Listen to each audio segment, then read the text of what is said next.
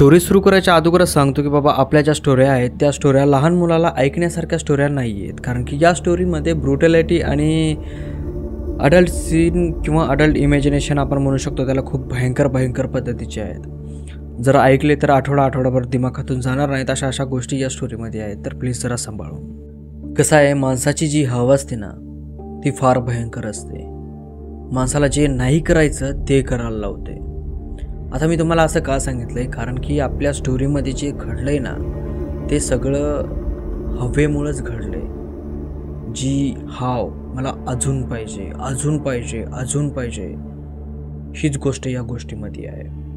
एक गाव असतं बघा, फार छोटंसं गाव असतं आणि त्या गावामध्ये एक परिवार असतो जो की त्या गावामध्ये सगळ्यात जास्त गरीब परिवार असतो आणि त्यांना एक इच्छा असते की आपण पण श्रीमंत व्हावं, आपल्यापाशी पण गाडी यावी, बंगला यावा, ते प्रत्येक सुख आपल्यापाशी यावं जे सुख श्रीमंतापाशी असतं. आता गरीब जे आहे त्याला माहीतच असतं की बाबा पैसा म्हणजे काय असतो. तो छोट्या पैशांसाठी मिळवतो, पण श्रीमंताजवळ पैशाला काय कमी नसते आणि श्रीमंत माणूस कधीही पैशाचा जास्त विचार करत नाही आणि मस्त ऐशके साथ निवांत राहतो, असं त्यांचं म्हणणं होतं.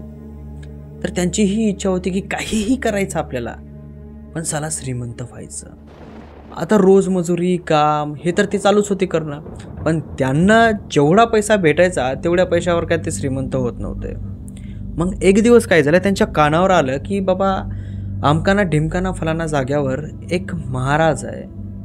तिथं गेल्याच्या नंतर त्या महाराजाची पूजा केली, त्याची इच्छा जी आहे ती इच्छा पूर्ण केली, तर तो जो महाराज आहे ना तो असे काही मंत्र वाचतो ज्या मंत्राच्या पाठ्याने, ज्या पूजेने आपल्या आयुष्यामधली जी दरिद्री आहे ती चुटकी वाजवता पळून जाते. अशा प्रकारचा तो महाराज आहे. आणि कुणीतरी असं सांगितलं की ही गोष्ट कोणालाही सांगू नका की तुम्ही तिथं चाललायत म्हणून. तुम्ही ठरवा कोण्या दिवशी तुम्हाला जायचं आहे, तिथं जा आणि ती सिद्धी करा. त्या महाराजाला जे काय ते लागते ते द्या, त्याला प्रसन्न करा. मग या नवरा बायकोच्या डोक्यामध्ये हे भूत घुसलं की चला इतकं काम कबाड कष्ट करून किती दिवस बसायचं असं भीक माग्यासारखं. पाहू काय होते ते, तिथं जाऊयात आणि एकदा जे काय आहे ते बघून घेऊयात आणि एकदाच श्रीमंत होऊन जाऊयात. एकदम पैसा यायला म्हटल्यावर काय नको आहे का आपल्याला. चला मग हे दिवस ठरवतात की आपल्याला या दिवशी त्या महाराजाजवळ जायचं आहे आणि त्या महाराजाला आपली काय ती प्रॉब्लेम आहे ती सगळी सांगायची. आता तो जो महाराज होता तो सगळ्या प्रॉब्लेम सॉल्व करायचा, दुखण्यापासून ते पैशापर्यंत, मरण्यापासून ते जीवनापर्यंत, असं तिथल्या लोकांचं म्हणणं होतं. तर हे दोघांनीही दिवस ठरवला आणि त्या दिवशी त्या महाराजाजवळ गेले. आता त्याला भेटण्याला जाण्यासाठी ना एक टाईम होता, रात्रीच्या 1 वाजता त्याला भेटायला जावं लागायचं, जेव्हा रस्त्यामध्ये कोणी आढळणार नाही, कोणी यांना बघणार नाही आणि जर यांना कोणी बघितलं तर तो महाराज यांना कधीच भेटणार नाही. रात्रभर फिरत बसले तरी पण यांना ते महाराज भेटणार नाही. जर यांना जर कोणी बघितलं नाही त्याला भेटायला जाताना, तर त्या महाराजाचं ठिकाण जे आहे ते यांना कम्प्लिटली दिसून जाईल. आणि तसंच त्या विधीप्रमाणे, त्या नियमाप्रमाणे रातच्या 1 वाजता उठले नवरा बायको आणि दोघेही जण जंगलाच्या रस्त्याकडे निघाले. जाता जाता फार दूर गेले, जे यांना ठिकाण सांगितलं होतं त्या ठिकाणाकडे गेले. तिकडे गेल्याच्या नंतर काही अंतरावर एक छोटीशी झोपडी दिसली, एक छोटीशी झोपडी नॉर्मलशी. त्या झोपडीच्या समोर एक कंदील लावलेला होता. जुन्या काळामध्ये कंदील होते बघा, काचाचा कंदील असतो, त्याच्यामध्ये वात असते निघलेली, त्याच्या त्या खालच्या टाकीमध्ये पेट्रोल असतं, डिझेल आपलं रॉकेल असतं टाकलेलं आणि त्याला आग लावलेली असते. त्या काचामुळे थोडा तो प्रकाश मोठा पडल्यासारखा पडतो. तर तसा कंदील एका झोपड्यापुढं लटकवलेला होता. ते झोपडं असं पूर्णपणे एकांतामध्ये होतं. त्याच्या आसपास ना कोणतं झाड, ना कोणता डोंगर, ना कोणतं शेत, नाही काहीच नव्हतं.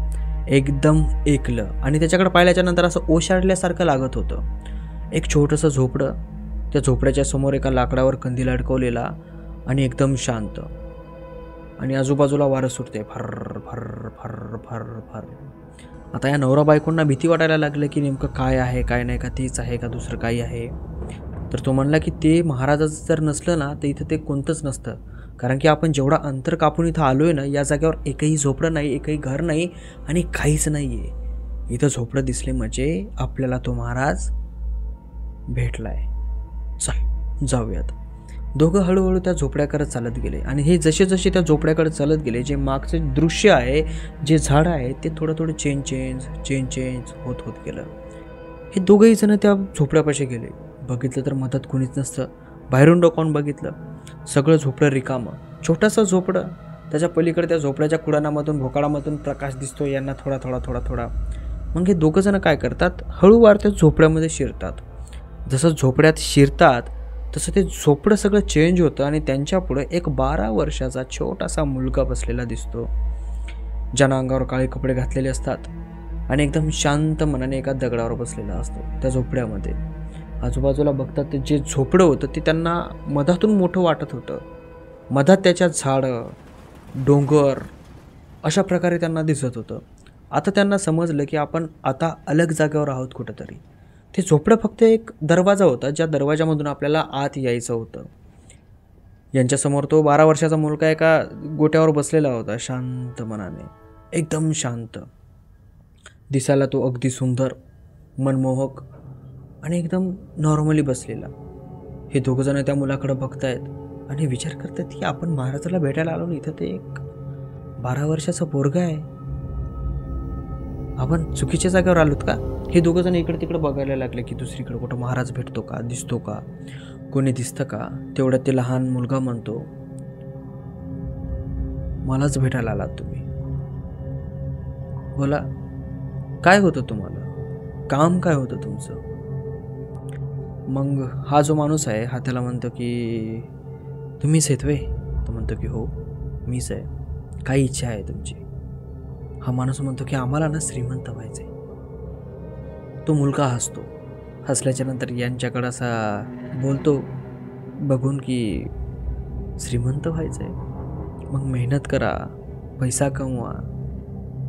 माझ्याकडे का आलात, माझ्याकडे काय पैसा वगैरे नाही आहे श्रीमंत होण्यासाठी तुम्हाला. आता याला कुणीतरी सांगितलं होतं की तो महाराज असा बोलणार, तुम्ही फक्त त्याला असं म्हणा की महाराज तुम्हाला जे पाहिजे ते आम्ही तुम्हाला देतो, पण आम्हाला श्रीमंत करा. आणि हा तसाच बोलला, महाराज तुम्ही जे म्हणसाल ते देतो, फक्त आम्हाला श्रीमंत करा, आमची एक इच्छा पूर्ण करा, आम्ही तुमची इच्छा पूर्ण करतो.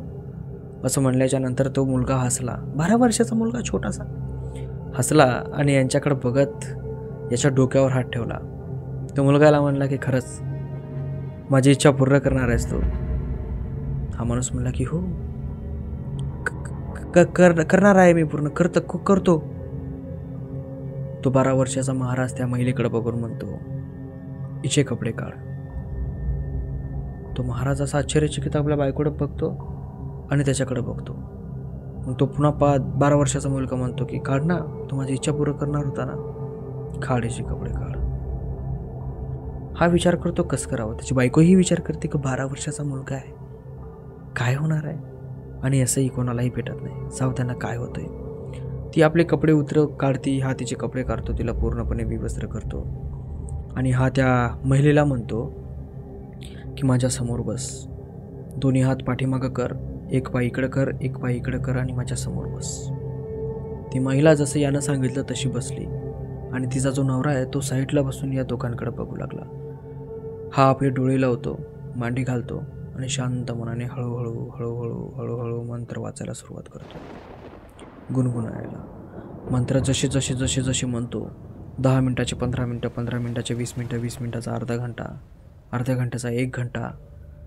त्या बाईचा आता हातपाय असे गळून आले होते. ती हलण्याचा प्रयत्न करू लागली आणि ती बाई आपले हातपाय मोकळे करण्यासाठी आपले हात उचलून घेण्याचा प्रयत्न करू लागली, पण तिला उचलता येत नव्हता. ती फक्त तिचं मुंडका असा हलवू शकत होती. तिचं जे पूर्ण शरीर आहे ते एका जागेवर स्टॉप झालं होतं. तिचे पाय एका जागेवर स्टॉप झाले होते, तिचं शरीर एका जागेवर स्टॉप झालं होतं, तिचे हातसुद्धा एका जागेवर स्टॉप झाले होते. तिचा फक्त चेहरा, तोंड, म्हणजे इथून वरचं जे आहे याच्यामध्ये सगळी हालचाल होती. ऐकायला येत होतं, बोलायला येत होतं, तिला बघायला येत होतं. आणि ती तिच्या नवऱ्याला म्हणते की अहो मला हात हलवता येणं झालं, मला पाय हलवता येणं झाला आहे, माझं अंग खूप दुखते, माझ्या हाडकं ताठून गेलेले आहेत, प्लीज या ना इकडं, मला आता काढा ना तुम्ही. ती त्याच्या नवऱ्याकडे बघून बोलते. तिचा नवरा आश्चर्यचकित होऊन तिच्याकडे बघतो, अगं असं कसं बोलती तू. तो येतो तिच्याजवळ, तिचा हात हलवण्याचा प्रयत्न करतो, तिला उचलण्याचा प्रयत्न करतो, पण ती हालत नाही जागेवर. असं वाटतं की 4-5 टनाचा गोटा एका जागेवर बसलाय आणि त्या गोट्याला हा हलवण्याचा प्रयत्न करतोय. तशा प्रकारे तिचं शरीर झालं एकदम गोट्यासारखं, एकदम निपर. तिची जी त्वचा आहे ती त्वचा पण एकदम कडक झाली. फक्त जी याच्यावर जे होतं ना एवढंच फक्त शुद्धीवर होतं. तिला काहीही अनुभव होत नव्हता, काहीही नाही. ते एकदम शांत मनाने तिच्या नवऱ्याला मदत मागते आणि तिच्या नवऱ्याची इच्छा असून सुद्धा तो तिची मदत करू शकत नव्हता. त्याला काहीतरी गडबड वाटायला लागली. तो त्या लेकराकडे गेला, त्याला उठवण्याचा प्रयत्न करू लागला, पण त्याचा हात त्याच्या शरीरापर्यंत पोहोचच न गेला. इतक्या रेंज जाऊ लागला आणि इथं स्टॉप होऊ लागला. हा किती ताकद लावून त्याला असा हे करण्याचा प्रयत्न करू लागला तरीसुद्धा त्याचा हात तिथं जात नव्हता. हा ओरडायला लागला, शिव्या द्यायला लागला, काही नाही. फक्त त्याची बायकोला ऐकू येऊ लागलं आणि ती रडू लागली. डोळ्यामधून तिच्या भळाभळा पाणी येऊ लागलं. ती त्रासानं बोंबलत फिरू लागली. फिरायला गेली म्हणजे बोंबलू लागली. पण हा जो मुलगा आहे 12 वर्षाचा, हा मंत्र वाचत तिथं बसला होता. आणि जसे मंत्र वाचतो ना तसं याचं जे स्वरूप आहे ते थोडं चेंज व्हायला लागलं. हळूहळू याच्या डोक्यावर सिंग फुटायला लागले, याला शेपटी फुटायला लागली. अंगावरची जी त्वचा आहे ती एकदम रफ व्हायला लागली. तोंडामधून दात बाहेर यायला लागले. जे त्याच्या डोळ्याच्या वरच्या पापण्या भोवळ्या येतात त्या मोठ्या मोठ्या व्हायला लागल्या. आणि बघता बघता त्याचं स्वरूप इतकं डेंजरस झालं की त्याच्या स्वरूपाकडे बघितलं की कोणालाही वाटेल की हा तर नरकाचा राजा आहे. आणि खरंच तो नरकाचा राजा होता आणि त्याला हिची आत्मा पाहिजे होती.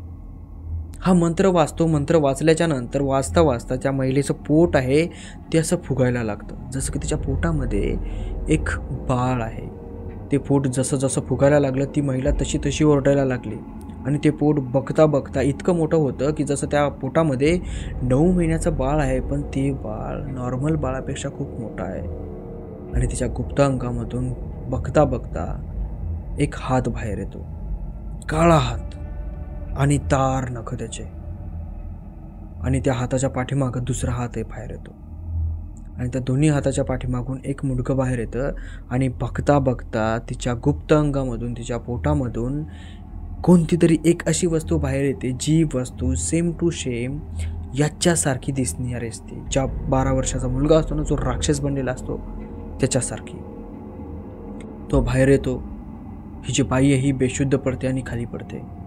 खाली पडल्याच्या नंतर तिचे बाहेर आलेला मुलगा आहे ना 12 वर्षाचा, तो त्या मुलाच्या पाठीमागून जातो आणि त्याच्या अंगामध्ये जाऊन विलीन होतो, त्या 12 वर्षाच्या मुलामध्ये. तो आपले डोळे उघडतो आणि तिच्या नवऱ्याला बोलतो, तुझी इच्छा पूर्ण होईल. तुझ्या बायकोला कपडे घाल, तिला उचल आणि इथून निघून जा. जाता जाता तुला एक ठेस लागेल. ठेस लागताना तू खाली बघ, तुझ्या पायाखाली एक सोन्याचा हंडा असेल. त्याने तुझी श्रीमंती येऊन जाईल आणि गरिबी पळून जाईल. आता तो जो माणूस आहे तो माणूस थोडा खुश तर झाला, पण तो म्हणला की तुम्ही माझ्या बायकोसोबत केलंय काय?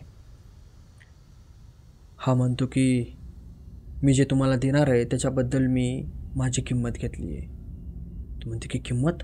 अशी कशी किंमत? तो म्हणतो की तुमच्या बायकोचं जे आत्मा आहे ती आत्मा मी विकत घेतली आहे आणि त्याच्या बदल्यात मी तुम्हाला सोनं दिलं आहे. आणि तिची आत्मा कायमस्वरूपी माझ्याजवळ राहील. माझं मन झालं तेव्हा मी तिच्यासोबत संभोग करेल. माझं मन झालं तेव्हा मी तिला इथून घेऊन जाईल. माझं मन झालं तेव्हा मी तिला कसंही वापरेल आणि माझं मन झालं तेव्हा मी तिला शिक्षा देईल. जर तुझी काही इच्छा असेल तर पुन्हा तुम्हाला मान, मी तुझी आत्मा काढून घेईल.